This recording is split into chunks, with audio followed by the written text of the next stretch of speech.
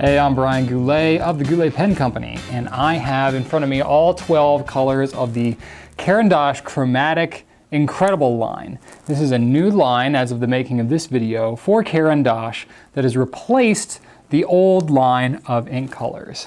Now, I already shot a video that was kind of just introducing and doing an overview and focusing on the bottle and all that, so that's not going to be the point here.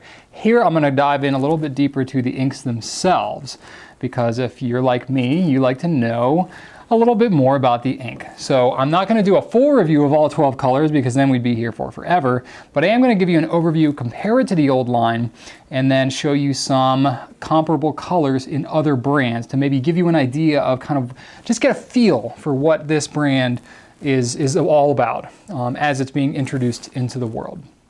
So the first thing I want to do is get into the 12 colors and just kind of talk about what is this brand like as a whole. Well, we've inked them up here on the Goulet shop, had several of us that have been using these inks, playing around with them, swabbing them up, stuff like that. And so we've got kind of a feel for what these inks are like. And one thing I will say is I'm kind of pleasantly surprised with how they've turned out. Initially, I was actually expecting to be a little disappointed because these are very expensive inks, and I was kind of trying not to get my hopes up too high, but I was very pleasantly surprised. There aren't any like magical properties of the inks. There really aren't. So they're fairly conventional inks. There's no particular water resistance with any of these colors. Their main key point is going to be the color selection, the vibrancy of these inks, how punchy and how saturated these colors are, and how low maintenance they are and how good they flow. I didn't find any radical properties really pretty much with any of the colors. The Cosmic Black is the black. That's really the only one that is so saturated you're not getting a lot of shading or anything. All the rest of them, they shade really well. They all clean easily out of the pen. They're kind of just a nice all-around kind of everyday ink.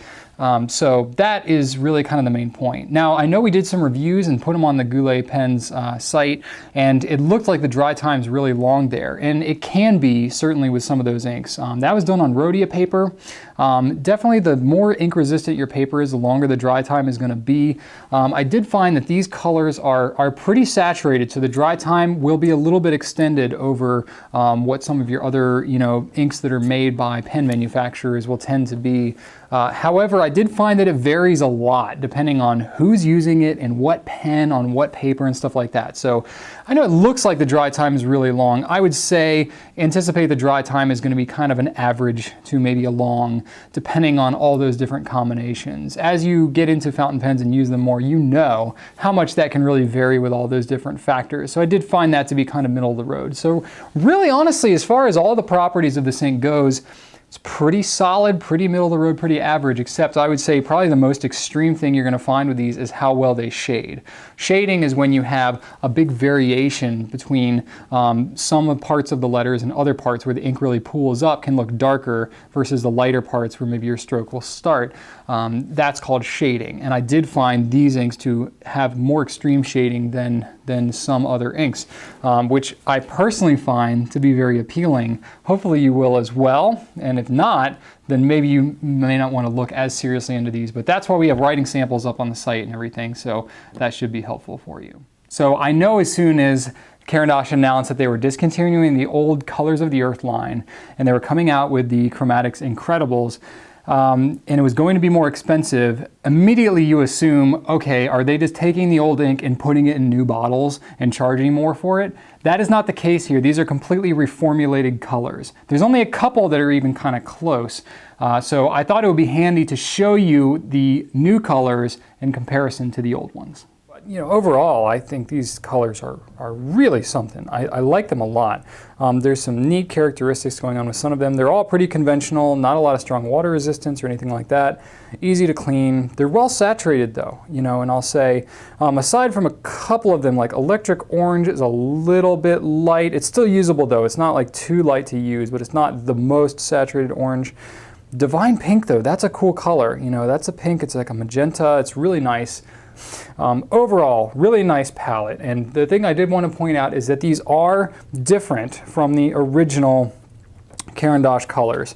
You know, I've got Amazon here to compare, so kind of close to Vibrant Green, but not quite as dark as Vibrant Green. The original colors, these are all reformulations. They didn't just take the same ink and put it in a more expensive bottle and then call it a new ink. They really did reformulate these things. So I've got Amazon here. Carbon is a black that's pretty similar to Cosmic Black. I think Cosmic Black is just a little bit darker, so that's kind of neat. Blue Sky, this doesn't really match any of the colors here. They went with a darker blue, which I really like, and it's even got a little bit of a red sheen to it, so I'm really digging that. So Blue Night, that would be closest to Magnetic Blue. These two seem pretty close, except Magnetic's a little more saturated, a little bit darker. Caran d'Ache Caribbean Sea. Hypnotic Turquoise is a little less green than Caribbean Sea. I'm a little disappointed. I'm not disappointed in Hypnotic Turquoise. It is a nice turquoise, but Caribbean Sea was such a nice color, and that color is just no more. So that's a little too bad. I like that color a lot. Grand Canyon, that was a really nice color too. It's a brown. It's very different than Organic Brown. The Organic Brown's got a lot more red to it than the Grand Canyon does. Let's see here, another good one, Saffron. That was a nice, bright, punchy orange. Electric Orange is just a little bit muted from that. So Electric Orange is not quite a replacement for Saffron, but you know, it's similar. Caran d'Ache Storm, that was another one that was really nice, similar to Poussière de Lune or Diamond Damson or something like that. Ultraviolet seems really close to Storm, really close. I would say if you liked Storm, I think you could get Ultraviolet and you would be very happy with it. That's probably the closest comparable color of all these. And then Sunset too was a really kind of a bright, you know, magenta, a deep magenta, and Divine Pink is close to that. It's not quite as red. I guess it's a little more pink to it, but still very, very nice in color. So definitely different than the old line, but I think the new line really kind of stands on its own. So aside from just comparing the new Chromatics Inkredible line to the old Caran d'Ache colors, I thought it would be cool to go and spread out to some other brands. So I can compare color by color some of the ones that I think are most similar across other brands to help give you a better idea what these inks are about. First color I've got here is the Caran d'Ache Cosmic Black. Comparing it to Carbon, very similar in color, but some other ones I thought it would be similar to also Aurora Black and Pilot Iroshizuku Takesumi. Now, Cosmic Black appears to be pretty well saturated. I don't know that it's going to flow quite as wet as Aurora Black, but it's going to be pretty similar to Takesumi if you have experience with that color. And the Cosmic Black has just a little bit of a yellowish twinge to it, kind of like Aurora Black does. Takesumi's got a little bit more red to it, but that's very, very subtle difference. Caran d'Ache Delicate Green. This one, I didn't find a whole lot that were dead on to compare this one to. Closest one I found was Diamond Kelly Green. Kelly Green is a little bit darker, has a little stronger yellow tint to it than Delicate Green does, but it's very much kind of that meadowy kind of green that I found in that one. The Caran d'Ache Divine Pink. This is a cool color, and nothing really is quite a deadlock match to this color. The closest thing is actually the old Sunset, which is a little bit darker, but the Divine Pink, it's a nice magenta color. Something that's similar, the Pelikan Edelstein Tourmaline. This was a limited edition color that's no longer available anymore, but there's a bunch of bottles out there. I thought it might be okay to compare. And then Pilot Iroshizuku Tsutsuji is somewhat similar, but is a stronger pink, not quite as saturated as this Divine Pink. So if you kind of like this but wanted something a little bolder, Divine Pink might be your choice. Caran d'Ache Electric Orange. This is a kind of a middle of the road orange. It's got some vibrancy to it. It's not the deepest, darkest, or punchiest orange out there. But it's definitely usable for an everyday color. Comparing it to the old Caran d'Ache Saffron, not quite as saturated as that. It is pretty similar to Pelikan Edelstein Mandarin. It's almost identical to that. And then the Pilot Iroshizuku Yuyake, that's got a little more brown to it. It's a little more subdued than the Electric Orange. Really cool color that I like is turquoise. Caran d'Ache Hypnotic Turquoise, nice color. It's different from the Caribbean Sea. The Caribbean Sea is a lot more green to it. This is more of a pure blue turquoise. Very similar to Lamy Turquoise. Lamy Turquoise is a little bit more saturated, a little bit heavier blue tone to it, but pretty close. If you like Lamy Turquoise, I bet you're going to like Hypnotic Turquoise. And then Pilot Iroshizuku Ama Iro, that's not quite as deep and has even a little bit less green to it than Hypnotic Turquoise even, but pretty darn close. And of course, you know I love blue. The Caran Idyllic Blue, it's got a strong purple tone to it, but it's got this, I think the purple tone is partly coming from this red sheen stuff that's in there. And that's really cool, and you don't see that in a lot of inks. Namiki Blue is its closest comparison. It's kind of similar to the old Blue Sky, not really. It's a very kind of a darker, more saturated color. It's pretty close to Namiki Blue, except Namiki Blue, you get that water-resistant component to it. This doesn't have that, but if you like that color, that's right up your alley. And then comparing it to Pelikan Edelstein Sapphire, it's not quite as purple as that one. So it's a little bit darker and a little bit more blue tone to it than that. Caran d'Ache Infinite Gray.